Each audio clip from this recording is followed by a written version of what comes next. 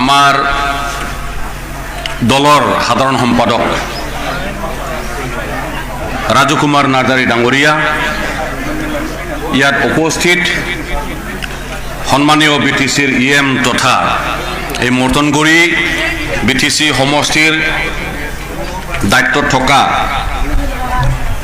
কঠোৰ পৰিশ্ৰমী সন্মানীয় EM ৰাকেশ ব্ৰহ্ম ডাঙৰীয়া, ইয়াত উপস্থিত সৌহিদিনা পৰখি দীৰ্ঘ সংগ্ৰামৰ মাজেদি আহি পেলাই সমাজ সেৱা কৰা বিটিচি চৰকাৰৰ 3বাৰ ডেপুটি চিফ হৈ পেলাই BPF ৰাজনৈতিক দল প্ৰতিষ্ঠাপক এজন নেতৃত্ব হৈ প্ৰমোদ বড়ো ডাঙৰীয়াৰ নেতৃত্বত UPPL দলত যোগদান কৰা আমাৰ সকলোৰে শ্ৰদ্ধাৰ কাম্পা বৰগোহাঁই ডাঙৰীয়া, ইয়াত উপস্থিত আমাৰ হালবাৰী বিটিচি সমষ্টিৰ সন্মানীয় MCLA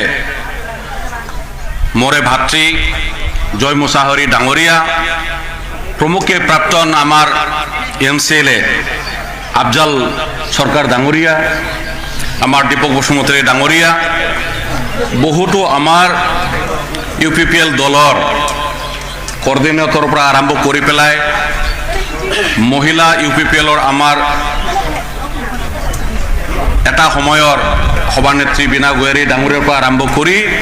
সকলো বিষয়ববীয়াসকল, পৰম শ্ৰদ্ধা আমাৰ দলীয় নেতা কৰ্মীসকল, ৰাইজ আৰু আজিৰ উল্লেখনীয় দিন হিচাপে ইয়াত বিশেষ উপস্থিত হোৱা একালৰ সংগ্ৰামী বন্ধু, প্ৰথম বিটিচি যেতিয়া সৃষ্টি হৈছিল এই অঞ্চলৰ পৰা ৰাইজৰ আশীৰ্বাদ লৈ পেলাই অঞ্চল প্ৰতিনিধিত্ব কৰা মানে ফাউণ্ডাৰ MCLA মাখন স্বৰ্গীয়াৰী ডাঙৰীয়া, যাক আমি আদৰণি জনাবৰ কাৰণে ৱেলকাম কৰিবৰ কাৰণে আমি সকলোৱে ইয়াত গোট খাইছোঁ, তেখেত স্বৰ্গীয়াৰী ডাঙৰীয়া। ইতিমধ্যে আমাৰ দলৰ সাধাৰণ সম্পাদক তথা নেতা ৰাজু কুমাৰ নাৰ্জাৰী ডাঙৰীয়াই ছুটিকে হ'লেও আমি সকলোৱে ৰাইজে বুজিব পৰা দলৰ চিন্তাধাৰা, ভৱিষ্যত পৰিকল্পনাৰ কথা তেখেতে যিখিনি কথা কৈ গ'ল, মই ভাবোঁ অতি সহজভাৱে আমি সকলোৱে বুজিব পাৰিছোঁ। মই দীঘলীয়া বক্তব্য ৰাখিব বিচৰা নাই, বক্তব্য লাহেকৈ পিছত হৈ থাকিব যে আজিৰ এই মুহূৰ্তটো আমি উপভোগ কৰোঁ। UPPL ৰাজনৈতিক দল অসমৰ এটা আঞ্চলিক ৰাজনৈতিক দল, এইটো অকল BTC BTR অঞ্চলৰ এটা ৰাজনৈতিক দল নহয়, এইটো অসমৰ আঞ্চলিক ৰাজনৈতিক দল। সকলো ভাষা, ধৰ্ম, জাতি জনগোষ্ঠীক প্ৰতিনিধিত্ব কৰা আৰু আঁকোৱালি লোৱা দল হিচাপে আজি এটা শক্তিশালী দলৰ ৰূপত UPPL দলে আজি প্ৰতিষ্ঠা হৈছে, যাৰ কাৰণে যিমান সমাজ সেৱক আৰু এই অঞ্চলৰ দীৰ্ঘদিনৰ সংগ্ৰামত জৰ্জৰিত হৈ থকা নেতা কৰ্মীসকলে আজি সকলোৱে UPPL মুখী আজি হৈছে। আৰু এই UPPL মুখী হোৱা সমাজখন এটা ৰাজনৈতিক সুস্থতা তথা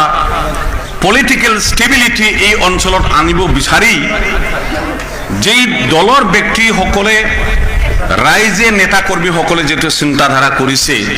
এইটো অদূৰ ভৱিষ্যত এই অঞ্চলৰ সকলো ৰাইজৰ কাৰণে এইটো মংগলদায়ক।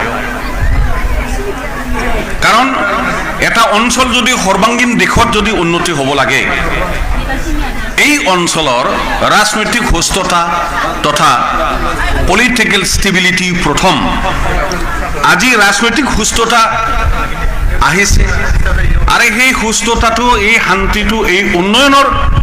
ধাৰাবাহিকতা যদি আমি আগুৱাই লৈ যাব লাগে, ইয়াৰ স্থায়ীকৰণ কৰাৰ কাৰণে সকলোৰে আমাৰ দায়িত্ব আছে। কিছু কিছু বাক বিতণ্ডা, কিছু কিছু মতানৈক্য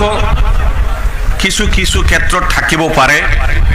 এইটো ডাঙৰ কথা নহয় আৰু এনেকুৱা নহয় এইটো আমি শুধাৰিব নোৱাৰো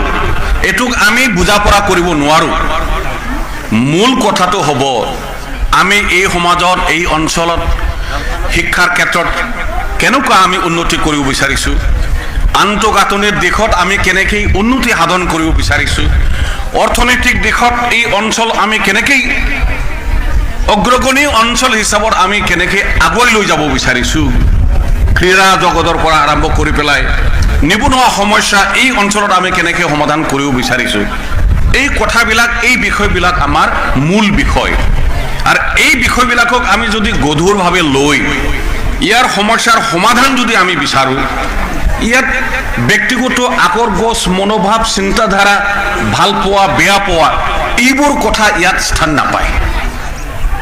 আৰু আজি ৰাইজে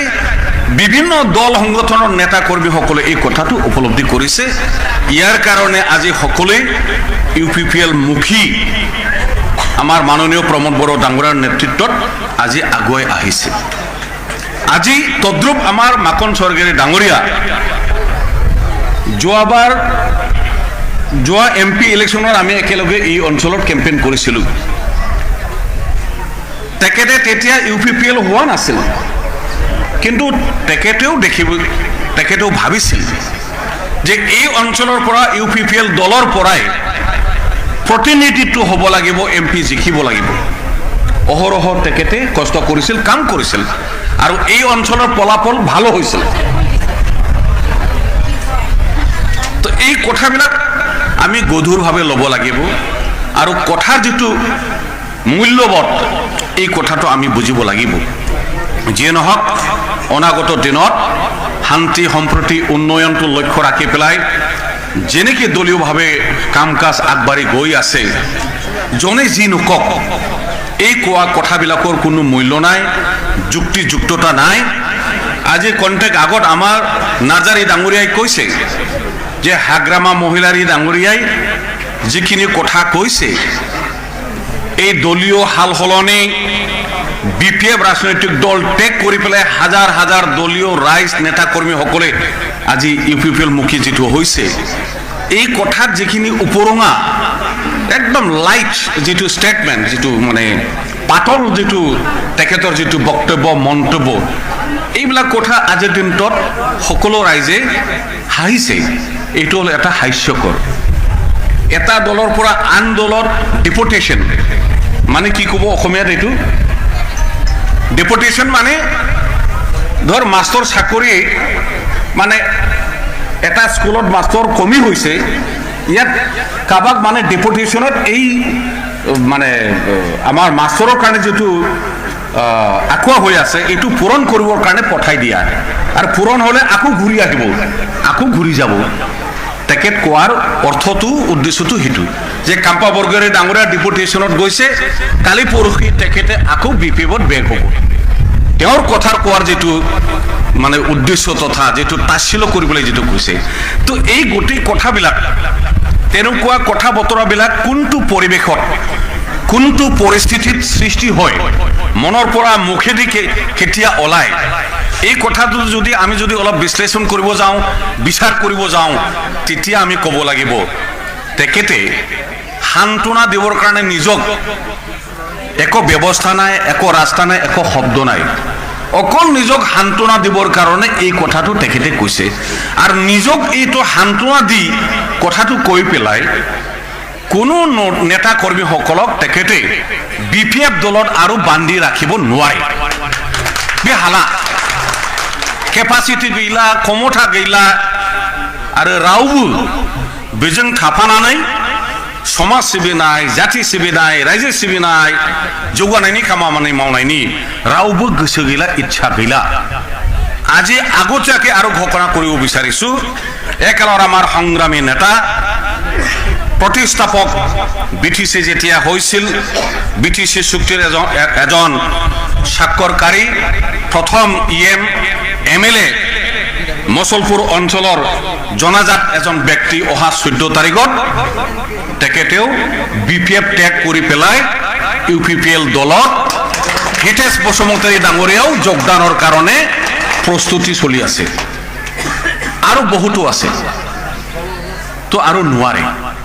যেটো আমাৰ নাৰ্জাৰী ডাঙৰীয়া অথনি কৈছে এটা জোৱাৰ আহিছে সুনামি আৰু এই কথাটো এটো বিপিএল দল কহি গল ইউপিপিএল দল মজবুত হল কথাটো ইয়াতে সমাপ্ত তথা সীমাবদ্ধ নহয় ইউপিপিএল দল মজবুত হোৱা মানে কি ৰাইজে মজবুত হোৱা ইউপিপিএল দলে মজবুত হৈ পেলাই যিমান কাম কৰিব পাৰিব